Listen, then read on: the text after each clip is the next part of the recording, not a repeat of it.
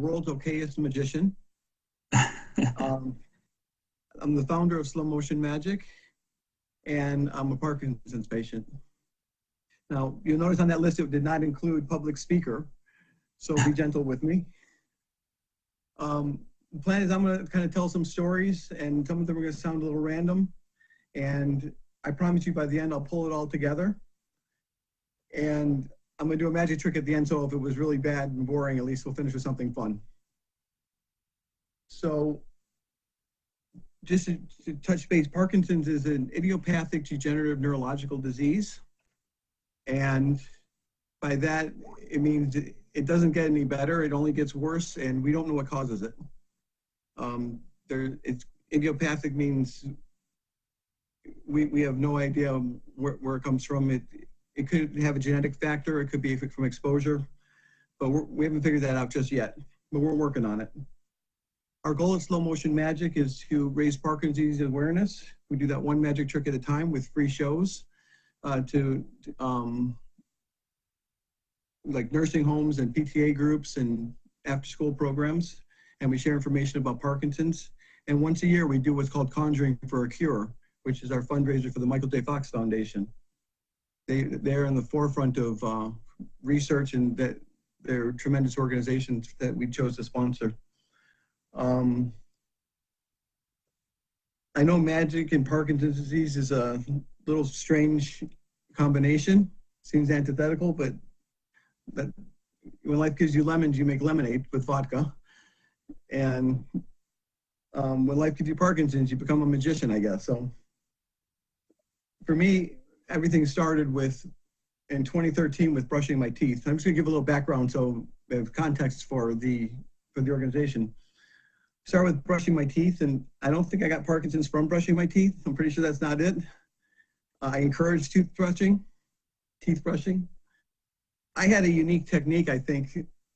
I did the left side of my mouth with my right hand and my right side with my left hand, and I thought that made it easier to get the all-important molars the way they should be.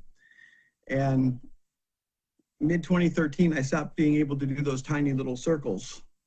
You know, you're supposed to, not up and down. I watched all the videos on YouTube. I didn't think much of it, and I didn't tell anyone about it because it didn't seem that relevant to me.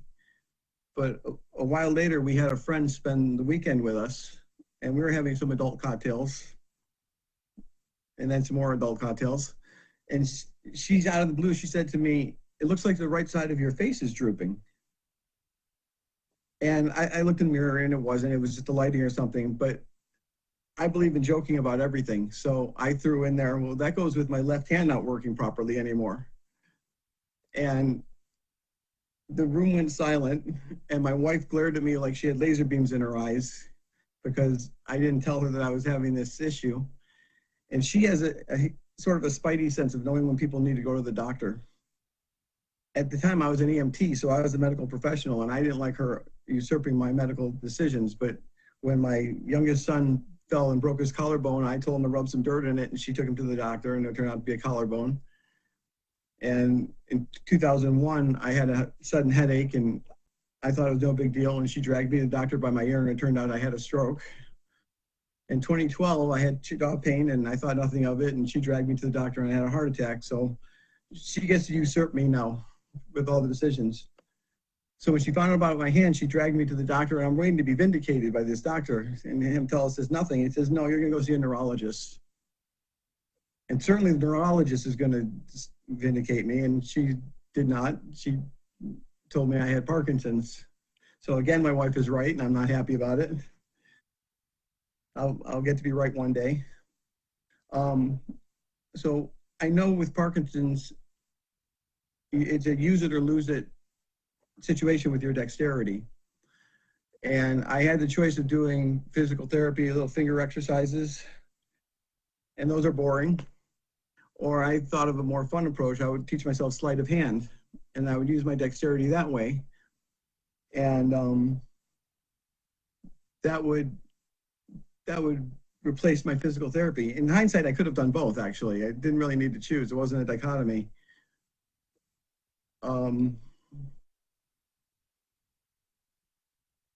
So once I got over the initial shock, I started doing sleight of hand, and I started putting these videos online because I thought they were very cathartic for me. I would rate my Parkinson's and then do a magic trick, and I thought I was a magical savant, to be honest. I thought I was like the next David Copperfield, and nobody had the heart to tell me I wasn't. Until one day, my son paid me the greatest compliment I've ever gotten as a magician. He said, "Dad, when did you stop sucking at this?" When did I start sucking at this? I was shocked. Again, I thought I was a savant. So I looked back at some of my early videos, and if you want to check my videos, they're on slowmotionmagic.org. Don't go to .com. That's not my website. It's slowmotionmagic.org, and you could click on videos and see some of the old videos. They were cringy, but I left them up there because I'm not proud. Anyways, I think I'm pretty good now. I managed to get into the Magic Castle as a magician member. So if anyone wants to go to the Magic Castle, you got an in now. My videos later became my slow motion magic because we wanted to do something. You know, felt like I was a decent magician now, and I wanted to put on a show to raise money for Parkinson's. So I knew some other magicians because nerds all stick together, and we put on in 2018 the first Conjuring for a Cure, and it was pretty successful, extremely amateur, but we had a great time, and we raised some money for Parkinson's research. And the problem I ran into was people wanted to make donations, but I wasn't a 501c3, so they couldn't get their tax deduction. So when we decided to go in 2019 to do the show again, we became a 501c3, and that solved one problem, but opened many problems for us because now I had to manage a nonprofit, and I had to keep track of money coming in and expenses, and there's a lot of paperwork. Not use paper anymore, but 2020 and 2021 sucked because of COVID. We didn't get to do our shows, but 2022 was almost my last show because it became so cumbersome to manage everything and produce the show that it just became unwieldy. 2023, we switched to Frontstream, thanks to Sherry. Thank you. And we switched so close to the Conjuring that I didn't really have a chance to get proficient with the software, but I saw that it had a lot of potential to make my life a lot easier. My father-in-law has Post-it notes everywhere with tiny writing that no one's ever going to be able to read. If something, God forbid, happens to him, all of his financial estate is on Post-it notes. And I kind of felt that's what slow motion magic was like. I had spreadsheets for everything. I'm a nerd enough to make spreadsheets, but I had them for everything, and I put them everywhere, and I didn't have any organization for it. So if the board wanted a piece of information, I had to sometimes keep recreating the wheel. So we saw some potential in 2023 with Frontstream being useful for us. And in 2024, it made all the difference. We were able to have all of our revenue streams consolidated into one place. So instead of having online ticket sales and in-person ticket sales and merchandise sales and cash donations and online donations, we put everything through Frontstream. I had links from my website to the platform, and I wasn't meeting people at the supermarket and saying, "Hey, they haven't seen you in a while. Yeah, I'll take your money and buy a ticket, sell you a ticket now." I'm like, just go to the website. 2024 was our best year for fundraising and was the easiest show I put on.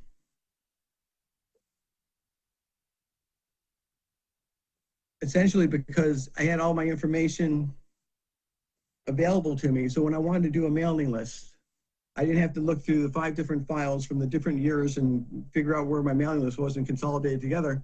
I just create a mailing list in Frontstream and send out a mailing. Where before, everyone who made a donation I literally would go on my computer, find a pre-made form that I made, fill in the name and the amount, print it, fold it, put it in an envelope, put a stamp on it, and walk it to the mailbox. Now that's all done for me. If someone makes a donation, they get a thank you letter, and I never had to touch that. So what it meant for us this year was we were able to put more time into planning, and I had more time to work with my volunteers to guide them. And we were able to do more soliciting for donations and more soliciting for raffle prizes from businesses. And we were ahead of the game. In 2023, I was up till 1 a.m. at my age, that counts. And then I was up at 5 a.m. again, trying to finish everything up. And we were literally putting the playbills together an hour before we were expecting people to show up for the show. This year, I was able to be so efficient. I actually went to my son's Halloween party the night before the show, which that's a big deal to me personally. But if our goal is to raise funding for research, we were able to do it much more effectively. And we were able to put on a better show doing it. And I think we'll have a bigger turnout next year because our show was so good this year. The one thing we weren't able to put through Frontstream was the sales at the show. So that's some, I don't know if we'll be able to get online with that by next year. We own 3 terminals, and it would be nice if everything could continue to go through Frontstream at the event. But the equation through the whole process was very simple for me at this point. I had my Frontstream dashboard minus my credit card balance, which was what all of our purchases were, and what was left was the donation.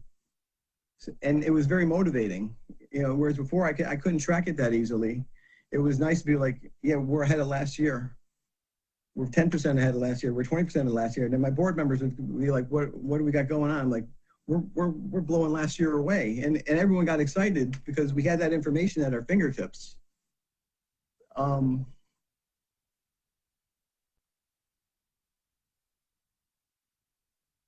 So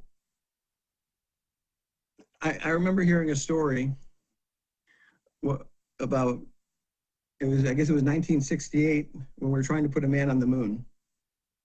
And they sent reporters to the NASA's headquarters to interview people, and they see this guy running the floor buffing machine. And the reporter asked him, what is it you're doing? He says, isn't it obvious? I'm putting a man on the moon. He knew he was part of a team that was required to put a man on the moon. He wasn't going to the moon. He wasn't working on the rockets, but he knew his job was essential to the big picture. I'm sure I've only dealt with Sherry in the past, so and I know she doesn't work in a void. She didn't write the code. Oh, no, I'm not outing you. She's not the computer person. But everyone from the accounting department to the legal department to the people who write the code to the people who merchandise it, they're all part of the machine that made our event this year so successful and has encouraged me to continue doing the conjurings in the future. I don't think we always realize the effects that we have indirectly. My kid's been into medicine because I was in medicine. And I would come home with stories about how I treated my patients and how I advocated for my patients. And then they came back and they would tell me how they advocated for their patients and treated their patients. And the whole medical thing started for me after my stroke when I had a fantastic nurse. And she became the bar that I said that I want to be half as good as her. So the treatment I got from her affected me, which affected my kids, which affected many of their patients. And I think we don't stop often enough to realize the effect we have on so many people beyond our direct interactions. I'm guessing sometimes we feel like our job is a little thankless because everyone feels that way sometimes. But I thank you guys because you made my job so much easier. And my goal isn't to put on a magic show. My goal is to cure Parkinson's disease. And I'm not a researcher, but I'm a fundraiser. And I'm doing my part because I was able to do my part because you were able to do your part. And now the researchers will be able to do their part. And for me, it's about curing Parkinson's disease. But you do this in many different forms because I'm not your only customer, I'm sure. There's people out there advocating for a variety of illnesses, ailments, pet rescues, feeding children, feeding people across the world, religious organizations. And it makes a difference what you do. I listened to a lecture on being in a relationship once, and they said you should look at what you do for your spouse in a bigger picture than we usually do. For instance, my wife says, take out the trash. When I take out the trash, I either play the Parkinson's card or don't. Or when I take out the trash, I don't think of it as taking out the trash. I think of it as making my wife happy. And that's a more worthy job than just taking out the trash. My wife hates when light bulbs are burnt out. It's one of her pet peeves. If I change a light bulb, I'm not changing a light bulb, making my wife happy. When you write code or you do sales or you do accounting, yeah, you're doing that, but you're doing something much bigger. And when I was asked to do this talk, I was excited to do it because I feel like I get a chance to thank the people that made my life easier and who helped me be more successful at my goal, my cause. So I think that was probably shorter than when I practiced. But if anyone has any questions. Yeah, I think that was great. That was awesome. I feel very motivated. Does anyone have any questions? Just feel free to kind of unmute and ask a question. I'm curious. Number one, David, that was amazing. Thank you so much for talking Thank to you. us. That really, that was what a story. Um, did you? It sounded like you picked up magic after you were diagnosed, or did you have an interest in magic before that? I've always loved magic. I've Okay. never thought that I had the time or the energy to put into it to learn it, but I did. I started learning in the end of 2013 after I was diagnosed. I remember the very first magic trick I learned was from my dad with a dollar bill, and it was a terrible trick. And I remember the trick that motivated me to love magic was at a David Copperfield show in Vegas. Uh-huh. And he basically got on a big 1200cc Harley Davidson, rode onto a platform, raised him up in the air. I saw him fall in front of my eyes as the bottom dropped out. He disappeared and appeared behind me. And I was like blown away. And now I know how he did it. I'm less impressed, but but yeah, I learned magic really as my makeshift therapy. Gotcha. Well, I can't wait to see the magic trick, but I know others have questions, so I'm looking forward to it. Yeah, my question is, what made you decide to start using your magic to raise funds for Parkinson's research? That's an interesting question. As a nurse, I saw there were always two types of people. There were people who define themselves by their illness as victims or define themselves as warriors. And I didn't want to be a victim. I wanted to be a warrior. So if Parkinson's is going to get up in my face, I'm going to fight back. I'm going to do what I can. I love that. Any David, other questions?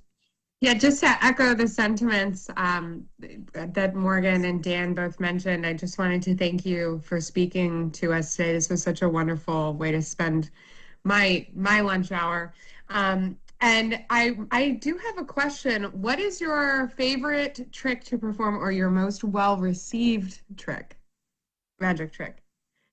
It is called Triumph by Di Vernon. Di Vernon was one of the greatest card handlers of our generation. And I'm going to do a variation of that. And the reason I chose it is when I was a nurse, I would do magic tricks for my patients when they couldn't sleep at night. And I couldn't hand anybody the cards because of cross-contamination. I can't let you handle something and then let another patient handle it. So I did this trick in a way that was hands off for the patient completely. And I did it so frequently, I could even do it if I'm inebriated, which happens sometimes. Well, thank you very you know, much. sometimes you're at the bar and someone says, "Hey, show me a magic trick," and you know. Yeah, of course. I'm retired. I'm allowed. I don't have a question so much as I just want to really thank you for sharing your story. I think one of the biggest things that that I get with our software and understand about our software is how it helps the business, but it was really great to see how it helped you personally and just how it helped keep the nonprofit running more so than just, you know, we talk about creating efficiencies all the time and wanting to do that and wanting to help our customers do that. But I really like being able to put the personal link to it. That was fantastic for me to hear. So thank you so much for sharing. Sure, thank you. So without further ado, I've never done this virtually. I got to stand up to do magic. I don't know why that is. All right.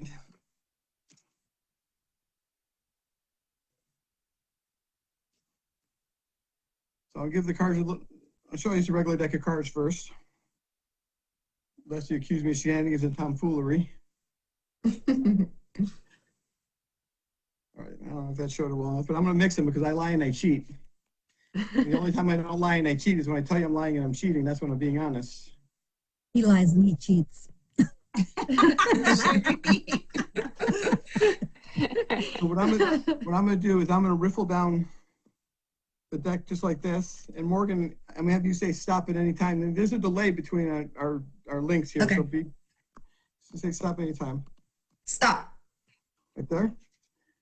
Okay, so it's okay that I see the card. Okay. And I'll tell you in advance what I'm going to do because I'm an honest magician. I'm going to give the deck a couple cuts, a couple shuffles, and I'm going to do what's called a sloppy shuffle. When I do a sloppy shuffle, I'm going to make a big mess of the deck. When I do that, I normally like my wife around. She doesn't laugh at that joke. Sloppy shuffle works like this. I'm going to do some face up, some face down, face to face, back to back, side by side, holding hands. I don't know what they're going to do, but I'll show you I made a mess.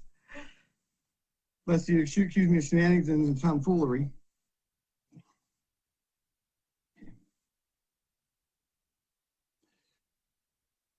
Some of the cards are face down. Some of the cards are face up. And if I can find a spot, no. There we go. Some are even back to back. So it's not a problem because I know what you're about to know. Clockwise causes chaos where counterclockwise creates order. Which way do clocks go, Morgan? To the right. Clockwise. That's why the world is so crazy. Okay, I right thought now. you. If it went counterclockwise like this, we'd have order in the world. We'd snap for just a little bit of chaos. And what we'd find is all the cards went back in their order. No more face up, no more face down.